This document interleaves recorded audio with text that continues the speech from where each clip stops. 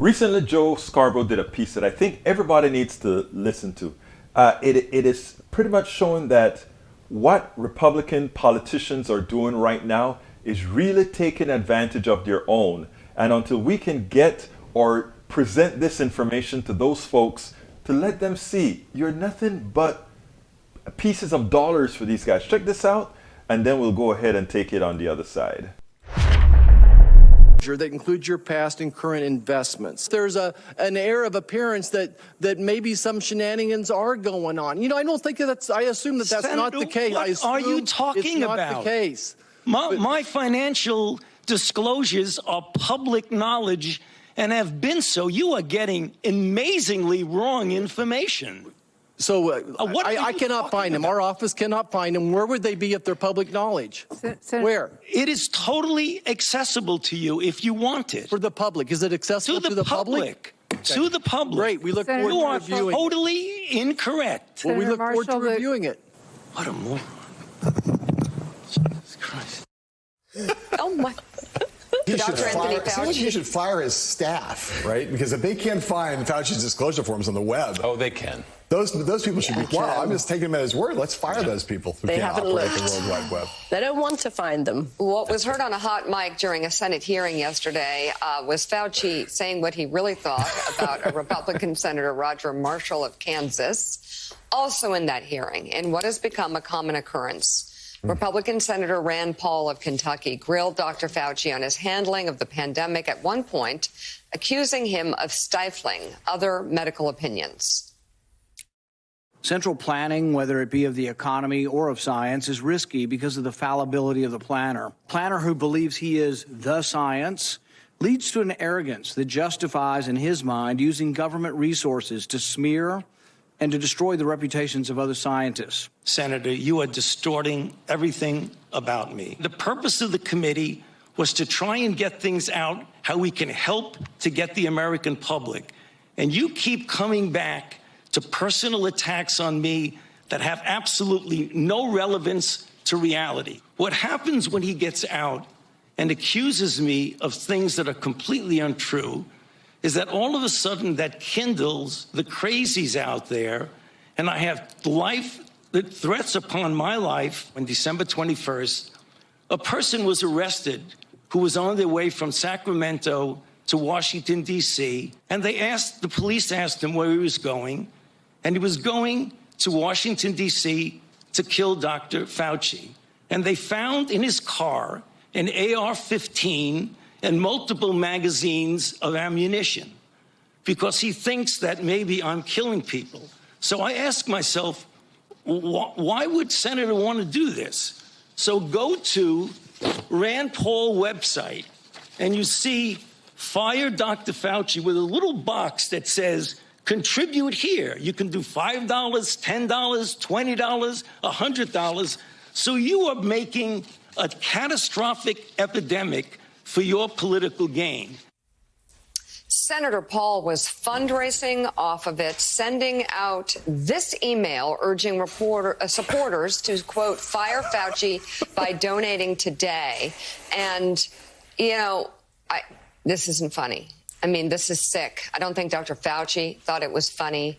I think what Rand Paul is doing is downright sick. Well, they're all grifters. I mean, they're all grifters. They're sick. They're all grifters. And Joe, it's hard not to get extremely upset to see this happening. Yeah.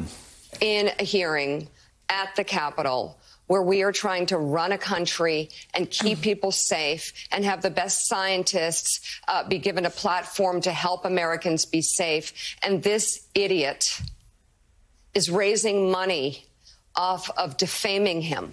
We're trying to get through a pandemic, and you have these idiots, these blowhards, who make it some sort of conspiracy theory party for themselves. It's hard to watch, and it must be very hard to be Dr. Fauci.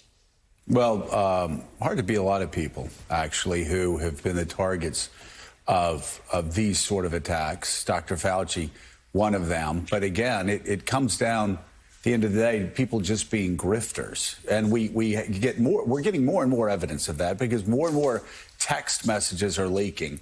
And people say one thing on television and they say something else off television on January the 6th, or as it pertains to this. You look at the fact that people are using this to raise money. They're using this to get votes. They're using this to get eyes, more eyeballs on their primetime cable news shows. But you look at the election, the Stop the Steal. It's $1 million industry. There's a great Washington Post article last week talking about how they've all turned against each other in the Stop the Steal community because, they've only got a limited market share and everybody's tearing in to try to get the money. I talked about Jim and Tammy Faye Baker last week. All of this that we've seen, the age of Trump, it's all at the end of the day, including Donald Trump, who is a moderate Democrat, lived his life as a moderate Democrat, but realized he could grift off the Republican Party for votes and money. It's all a PTL Club scheme. Yeah. And it's remarkable that you have the Jim and Tammy Faye Baker show that has been shifted over to American government, and it's been used to grift people. Rand Paul knows better. He certainly, they all know better. Everybody can understand. It is a PTL Club scheme.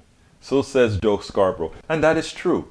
They are fighting each other to see who can get the most money out of those Republicans that they're scaring. Who can get the most amount money from those Republicans that they're telling, hey, those other people are out to get you. Give us your money and we will protect you from those other people. It's not at all difficult to see what they're doing here. Unfortunately, when you are in that ball, when you are so scared, you are unable to act.